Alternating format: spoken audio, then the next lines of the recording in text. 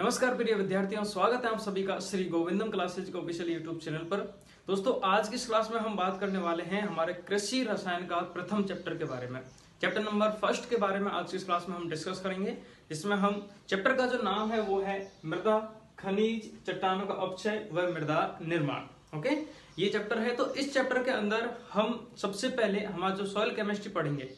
Soil chemistry का मतलब क्या होता है कि मृदा के अंदर जितनी भी अभिक्रियाएं हो रही हैं उसके बारे में हम इस चैप्टर में डिस्कस कर लेते हैं, है ना। इस पूरी सब्जेक्ट में हम उनके बारे में पढ़ते हैं, लेकिन सबसे पहले हमें मृदा को पता करना जरूरी है कि मृदा क्या है, किस प्रकार से होती है, मृदा किस प्रकार से बनती है और उसमें क्या क्या प्रक्रियाएं होती हैं या किन किन प्रोसेस के थ्रू मृदा का निर्माण होता है, सॉइल का फॉर्मेशन होता है, उसके बारे में हमें डिटेल में पता होना चाहिए। तो इस फर्स्ट चैप्टर के अंदर हम यही जानकारी प्राप्त करेंगे कि मृदा क्या होती है, मृदा में कौन कौन से अवयव होते हैं, मृदा का निर्माण किन प्रक्रियाओं के द्वारा होता है, और जो मृदा का निर्माण चट्टानों से होता है तो वो चट्टानें क्या होती हैं, कितने प्रकार की हैं, वो सारी डिटेल्स इसके अंदर हम कवर करेंगे। ओके, चलिए तो शुरू करते हैं। Good morning to all of you friends. आज हम फर्स्ट चैप्टर पढ़ने वाले हैं। चैप्टर का नाम मैंने आपको बता ही दिया। चैप्टर का नाम है मृदा, खनिज, चट्टानों का अपक्षय व मृदा निर्माण।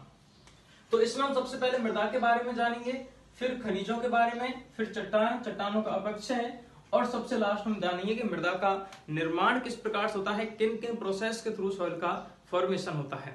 ओके, चैप्टर को शुरू करने से पहले सबसे बेसिक चीज जो है वो क्या है, मृदा। हम जानते हैं कि मृदा क्या होती है। देखिए, मिट्टी हम नॉर्मली अगर आप अपने एक बेसिक नॉलेज के अकॉर्डिंग बताएं, आप और हम केमिस्ट्री यदि नहीं पढ़ते या एग्री केमिस्ट्री सपोज करो नहीं पढ़ रहे और डायरेक्टली मैं आपसे क्वेश्चन करूं कि मिट्टी या मृदा क्या होती है, तो हम क्या कहेंगे, जो आसपास हमें दिख रही है वो मिट्टी है, ठीक है। या इसको हम थोड़ा सा और अगर सोचते हैं, इस पर जोर देते हैं, तो हम कह सकते हैं कि पृथ्वी के ऊपरी जो आवरण होता है जिसमें पेड़ पौधे हैं, सूक्ष्म जीव हैं, माइक्रो ऑर्गेनिजम्स अपना जीवन यापन पूरा करते हैं, वो मिट्टी है। जिसमें पेड़ पौधे वृद्धि करते हैं, ठीक है, वो मिट्टी है। सूक्ष्म जीव रहते हैं जिसके अंदर, वो मिट्टी है, यही कहेंगे। तो इसकी सिंपल डेफिनेशन मृदा की यही है कि मिट्टी क्या है, मृदा क्या है, जो पृथ्वी को ढके हुए रखती है। पृथ्वी के ऊपर एक पतली लेयर, एक पतली परत होती है जो पृथ्वी को ढके रखती है, जिसमें पेड़ पौधे, सूक्ष्म जीव, फसल और ये सारी चीजें जो होती है वो रहती हैं, उपस्थित होती हैं, ठीक है। कुछ कार्बनिक पदार्थ, खनिज पदार्थ और अकार्बनिक पदार्थ, सभी प्रकार के पदार्थ इसमें पाए जाते हैं। साइंटिफिकली यदि हम बात करते हैं तो मृदा को हम इंग्लिश में लिखते हैं सॉइल, SOIL, सॉइल, ठीक है। मृदा जो है ये एक लैटिन भाषा का शब्द है। किस भाषा का शब्द है, एक लैटिन भाषा का शब्द है, और वो लैटिन वर्ड कौन सा है, लैटिन भाषा का शब्द है सोलम से मिलकर बना है। सॉइल जो है वो किससे मिलकर बना है, सोलम, सोलम से मिलकर बना होता है। सोलम जिसका अर्थ होता है फर्श, जिसका अर्थ क्या होता है, फर्श, या हम इसको इंग्लिश में बोलते हैं फ्लोर, ठीक है। तो मृदा को हम सॉइल कहते हैं। ये सॉइल कहां से आया है, ये सोलम से आया है। सॉइल कहां से आया है, ये सोलम से आया है। मृदा एक लैटिन भाषा के शब्द से मिलकर बना है। कौन से शब्द से, सोलम शब्द से मिलकर बना है, जिसका अर्थ क्या होता है, फर्श या फ्लोर होता है। यहां से इसका वर्ड निकला है।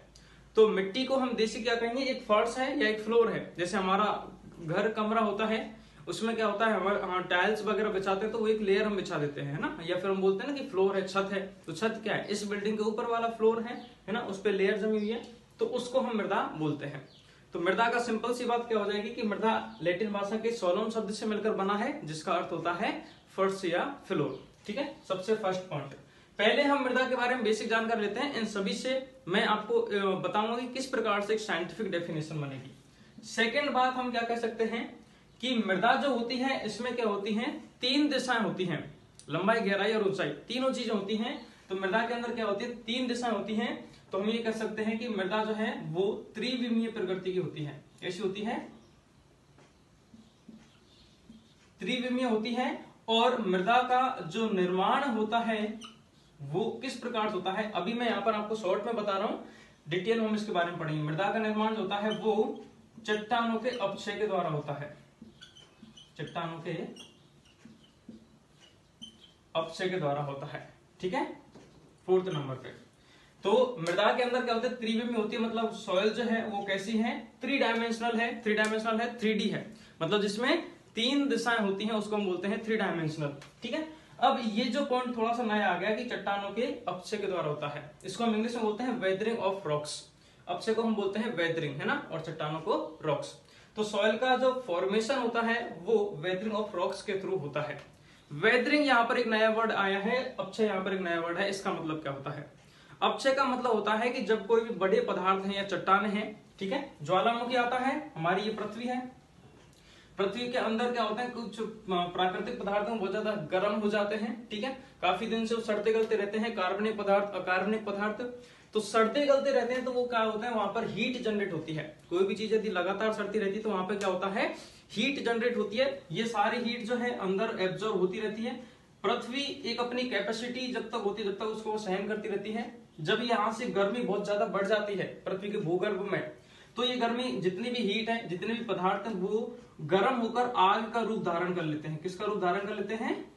आग का रूप धारण कर लेते हैं। ये सारे पदार्थ जो है वो बाहर निकलते हैं, है ना, सारे पदार्थ जो है वो क्या होते हैं, बाहर निकलते हैं। बाहर निकलकर क्या होते हैं, वो आके पृथ्वी के ऊपर आकर इकट्ठे हो जाते हैं इस प्रकार से, है ना। तो जैसे यहाँ पर क्या बहुत ज्यादा टेम्परेचर है ना, बहुत ज्यादा गर्म है, ये आग में रक्त तप्त हो जाते हैं, मतलब लाल रक्त के जैसे लाल हो जाते हैं बिल्कुल ही। और कोई भी चीज गर्म होती है वो पिघल जाती है। ओके, सो ये बिल्कुल द्रव लिक्विड में हो जाते हैं। लार्वा जिसको हम कहते हैं, हम देखते हैं जनरली, है ना, बचपन से पढ़ते आ रहे हैं। ज्वालामुखी के बारे में पढ़ा होगा। तो ज्वालामुखी ये होता है, ज्वालामुखी के थ्रू ये सारे जो है वो बाहर निकलते हैं। लेकिन यहाँ पे टेम्परेचर जो है वो बहुत ज्यादा है। जैसे ये यहाँ पे बाहर निकलते हैं, बाहर का टेम्परेचर बहुत कम है, एनवायरमेंट का नॉर्मल टेम्परेचर है, तो बाहर आते ही क्या होते हैं, जम जाते हैं और जमकर क्या बना लेते हैं, चट्टाने बना लेते हैं। ओके, इन चट्टानों की प्रोसेस के थ्रू प्रक्रिया होती है, तो ये चट्टाने टूटने लगती हैं। इन चट्टानों का क्या होती है, ये टूटती हैं, टूटना। और जब ये टूटने लगती हैं तो इस टूटने को ही हम बोलते हैं अपक्षय। क्या बोलते हैं? अपक्षय या वेदरिंग जिसको हम कह रहे हैं। तो चट्टानों के अपक्षय के द्वारा ये टूटती हैं और टूट कर क्या होती हैं, आगे चल के पैतृक पदार्थ और लास्ट में जाकर मृदा बनाती हैं। हालांकि ये जो प्रोसेस है ये बहुत ही सिंपल है। ऐसा नहीं है कि बिल्कुल ही चट्टान है, उससे 10 दिन बाद अपक्षय हो गया, टूट गई और उसके 10 दिन बाद वापस से मृदा बन गई। ऐसा बिल्कुल भी नहीं होता है। थोड़ा सा समय लगता है, थोड़ा नहीं इवन बहुत ज्यादा समय लगता है, हजारों वर्ष लगते हैं। 1000 वर्ष में जाकर हमारी 1 इंच मृदा का निर्माण होता है। 1 इंच इतना सा, है ना, तो 1000 वर्ष में 1 इंच मृदा का निर्माण होता है। तो ये बहुत ही स्लो प्रोसेस है। लेकिन प्रोसेस यही है कि जो चट्टानें होती हैं, जो रॉक्स होती हैं, उनकी वेदरिंग होता है, वो अपक्षय होता है। अपक्षय के थ्रू कुछ पैतृक पदार्थ बनते हैं, ठीक है, मतलब जिसमें खनिज पदार्थ भी होंगे और कंकड़ पत्थर मिक्स। ऐसा नहीं कि डायरेक्ट ही फिल्टर होकर सॉइल बन जाएगी, नहीं।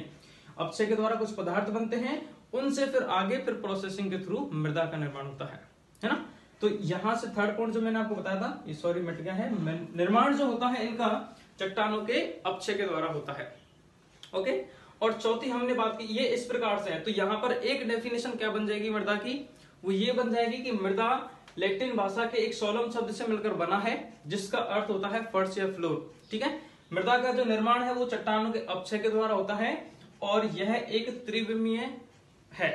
लेकिन अब यहाँ पर एक चीज और है कि मृदा जो है वो बन रही है, वो किस प्रकार से बन रही है। आप सोचिए, क्या इसमें कोई इंसान अपना काम कर रहा है या क्या कोई मशीन इसमें काम कर रही है? बिल्कुल नहीं, और कर भी नहीं सकती है। ठीक है, तो ये जो प्रोसेस हो रही है, इस प्रोसेस के थ्रू सॉइल का फॉर्मेशन हो रहा है, मृदा का निर्माण हो रहा है। तो ये जो प्रोसेसिंग हो रही है, ये सब कुछ जो हो रहा है वो कैसा है, वो नेचुरल हो रहा है ना, ऑटोमेटिकली हो रहा है, बाय नेचर के थ्रू हो रहा है। इसमें इंसान मशीन कुछ भी नहीं कर रहे हैं। तो ये सब जो है वो प्रकृति के द्वारा हो रहा है, राइट, प्रकृति के द्वारा हो रहा है। तो ये सारी जो प्रोसेस है वो प्रोसेस क्या कहलाएगी, प्राकृतिक प्रक्रिया कहलाएगी, प्राकृतिक क्रिया कहलाएगी। ठीक है, ये जो जितना भी हो रहा है वो क्या है, प्राकृतिक नेचुरल प्रोसेस है, प्राकृतिक प्रक्रिया कहलाएगी। और इसके प्रोसेस के थ्रू क्या बन रही है, मृदा बन रही है। तो ये जो मृदा है वो क्या है, एक प्रकार से पिंड है। तो ये पिंड प्रकृति के द्वारा प्राप्त हो रहा है, इसको कोई इंसान ने नहीं बनाया, ना ही किसी मशीन ने बनाया है, इसको प्रकृति ने बनाया है। तो इसको हम क्या कहते हैं, प्राकृतिक पिंड कहते हैं। ठीक है, मैं इसको यहां लिख रहा हूं, इसको हम क्या कह सकते हैं, मृदा को प्राकृतिक पिंड कहते हैं। समझ में आ गया। तो ये मृदा के बारे में जस्ट एक इंट्रोडक्शन है कि मृदा लैटिन भाषा के सोलम शब्द से मिलकर बनी है, जिसका अर्थ होता है फर्श या फ्लोर। मृदा एक त्रिविमीय प्राकृतिक पिंड है, इन दोनों के साथ बोलना है। मृदा एक त्रिविमीय प्राकृतिक पिंड है जिसका निर्माण चट्टानों के अपक्षय के द्वारा होता है। क्लियर हो गया ना। फर्स्ट स्टेप में सॉइल की डेफिनेशन, एग्जैक्ट डेफिनेशन है, बहुत ही सिंपल डेफिनेशन। आपको 3 चीजें यूज करनी है, 3 या 4 पॉइंट्स आपको यूज करने हैं इसमें। रिपीट नहीं करूंगा, आप समझ लीजिए, ठीक है। कि मृदा एक लैटिन भाषा के सोलम शब्द से मिलकर बना है, जिसका अर्थ होता है फर्श या फ्लोर। और फिर सेकंड लाइन में लिखना है मृदा एक त्रिविमीय प्राकृतिक पिंड है, सेकंड लाइन। थर्ड लाइन में लिखना है जिसका निर्माण चट्टानों के अपक्षय के द्वारा होता है। क्लियर हो गया यहाँ तक? ये है, क्योंकि सॉइल की डेफिनेशन हमें जितनी अच्छे से समझ में आएगी, हमें चैप्टर उतनी अच्छे समझ में आ जाएगा। तो पहले तो हमें ये क्लियर करना है। अब मैं इसको मिटा रहा हूँ, स्क्रीनशॉट्स आप ले सकते हो। ओके, अब मृदा की एक और इसमें और, हालांकि मृदा की डेफिनेशन जो है वो बहुत सारी हैं। अच्छा, इसमें एक चीज और आपको बता दें कि ये मृदा के बारे में जो सारी चीजें बताई या हम जो आजकल पढ़ पा रहे हैं, है ना, तो जिन्होंने स्टार्टिंग में बताया था सबसे पहले मृदा के बारे में, जिन्हें हम मृदा के पितामह कहते हैं, क्या कहते हैं? पितामह कहते हैं, फादर ऑफ सॉइल साइंस, वो है वी डोकोविच। कहीं कहीं डोकोचिव भी लिखा होता है, वी डोकोविच। इंग्लिश में इसको वी डोकोविच है, हिंदी में वी डोकोचिव लिखा होता है, ठीक है। तो कंफ्यूज नहीं होने का है। सॉइल साइंस के फादर कौन है? वी डोकोविच हैं, जिन्होंने मृदा के बारे में ये सारी चीजें बताई थी। ओके, ये क्लियर हो गया। हम बात कर रहे हैं इसकी परिभाषा के बारे में। अब एग्जैक्ट परिभाषा क्या होगी सॉइल की परिभाषा, है ना। हाँ, तो मृदा के बारे में हमने अभी तक जान लिया, 3 पॉइंट्स हमने क्लियर हो गए, वो आपको लिखने हैं ऊपर। उसके बारे में अब देखिए, मैं आपसे एक चीज पूछ रहा हूं कि मृदा क्या काम करती है। मृदा का निर्माण चट्टानों के अपक्षय के द्वारा होता है, वो हमने जान लिया कैसे बनती है। मृदा काम क्या करती है और मृदा के अंदर क्या क्या चीज होती है। तो मृदा के अंदर होती है, मृदा में क्या क्या होते हैं? मृदा में कार्बनिक पदार्थ होते हैं, ऑर्गेनिक मैटर होते हैं कि नहीं होते? कार्बनिक पदार्थ होते हैं, है ना। अकार्बनिक पदार्थ होते हैं,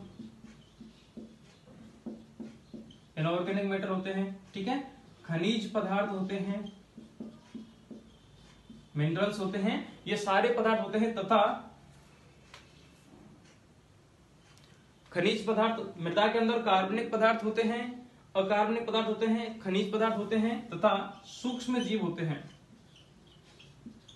सूक्ष्म जीव मृदा के अंदर सॉइल माइक्रो ऑर्गेनिजम्स होते हैं। सभी के मैं इंग्लिश टर्म आपको बोल के बता रहा हूं। Organic matter, inorganic matter, minerals and micro organisms, ये सभी होते हैं, ठीक है, होते हैं। और इनका कार्य क्या रहता है? मृदा का कार्य सबसे पहला है कि ये पौधों को क्या कराते हैं? इनका मेन काम क्या है? पौधों को पोषक, सबसे पहले इंपॉर्टेंट बात है, पोषक तत्व प्रदान कराते हैं। उससे भी पहले है कि पौधों को आधार प्रदान कराते हैं, ठीक है, आधार प्रदान कराते हैं। इट मीन्स आधार प्रदान, जैसे कि हमारे घर में, हमारा जो घर है वो हमें रहने के लिए जगह दे रहा है। हमारे पेरेंट्स हमारे लिए बेस है ना, वो हमें सर्वाइव करने के लिए, मतलब वो हमें सर्वाइव करा रहे हैं, हमारा जीवन जो है उन पर डिपेंड है। तो हमारे लिए बेस क्या हो गया? जैसे मकान है, मकान की बेस क्या है? नींव है। तो सबसे पहली और इंपॉर्टेंट बात यही है कि मृदा जो है वो पेड़ पौधे, मैंने यहाँ पर सिर्फ पौधे लिखा है, पेड़ पौधे व फसलों को आधार प्रदान कराते हैं। क्या कराते हैं? आधार प्रदान कराने का कार्य करते हैं। आधार के अंदर क्या काम करेंगे? अब हमारे पेरेंट्स हमारे लिए बेस हैं, वो हमें क्या करते हैं? वो हमारा लालन पालन करते हैं। हमें जो आवश्यक चीज है वो हमें देते हैं, चाहे वो खाना है, चाहे कपड़े हैं, चाहे किताब है, बुक्स हैं, या जो भी इंस्ट्रूमेंट्स है, वो सारी चीज हमें जो चाहिए होती है वो सभी हमें देते हैं, ठीक है। तो जो आधार प्रदान करा रहा है उसकी जिम्मेदारी होती है कि उसका लालन पालन करे, आगे की चीजें दें। तो पौधों को, मृदा जो है वो पौधों को आवश्यक पोषक तत्व भी प्रदान कराती है।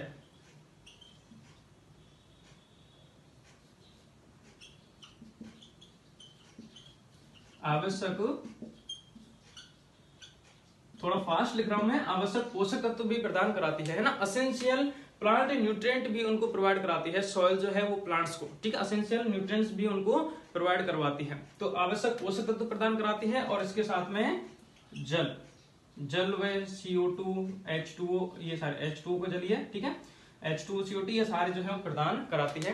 तो ये मृदा होती है जिसमें ये सारी चीजें होती हैं, और मृदा का जो कार्य है पौधों को ये चीजें देती है। 2 कैटेगरीज में मैंने आपको थोड़ा सा और इसको समझाया है। तो सबसे पहले हमने मृदा के बारे में पढ़ा था कि मृदा क्या है, किस प्रकार से उसका निर्माण होता है, कैसे होती है। अब नेक्स्ट डेफिनेशन इसके हम क्या बनाएंगे, पॉइंट्स के अकॉर्डिंग समझिए कि मृदा के अंदर कार्बनिक पदार्थ, अकार्बनिक पदार्थ, खनिज पदार्थ तथा सूक्ष्म जीव होते हैं।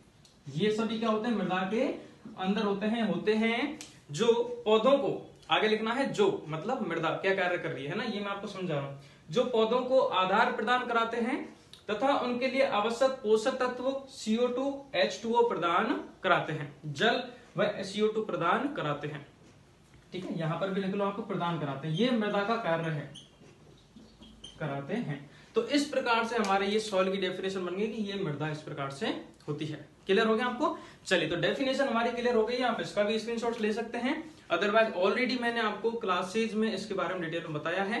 ठीक है, नीचे आपको डिस्क्रिप्शन में उसकी लिंक मिल जाएगी, जिन क्लासों में हमने मृदा के बारे में डिटेल में जाना है।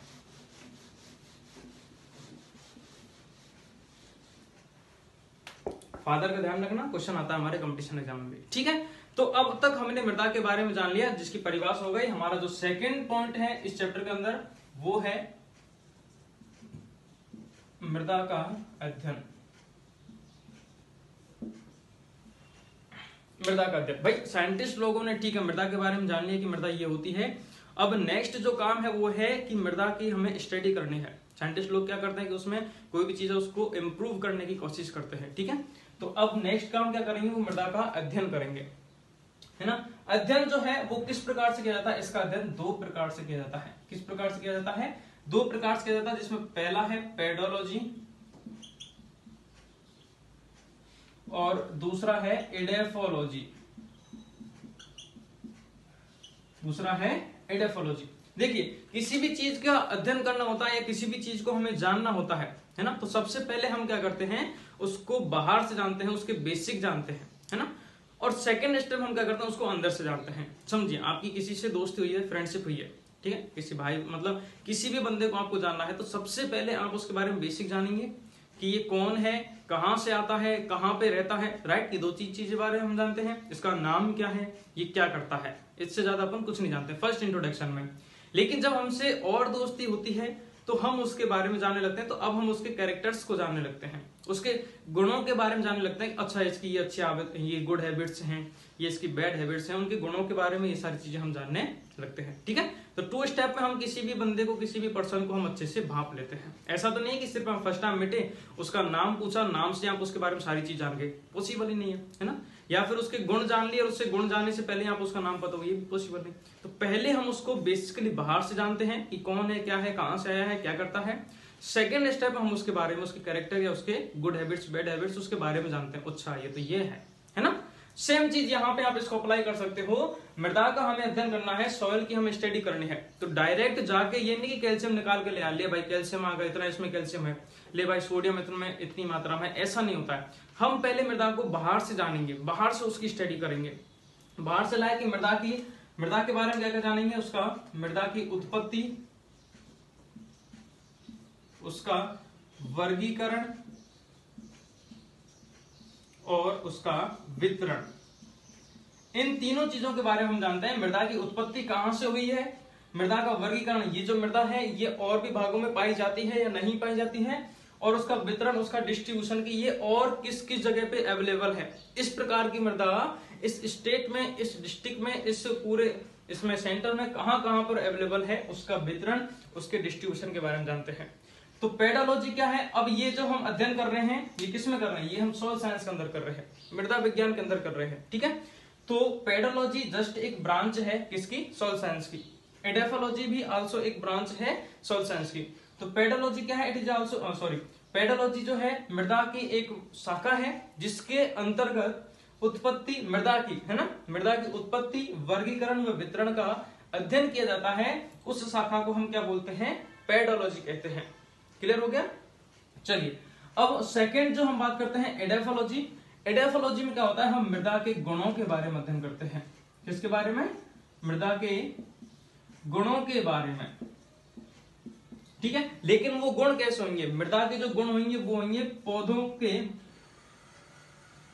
पौधों को पोषक तत्व प्रदानता के आधार पर। मृदा, इसमें हम क्या करते हैं कि मृदा के गुणों के बारे में स्टडी करते हैं, मृदा के गुणों के बारे में अध्ययन करते हैं।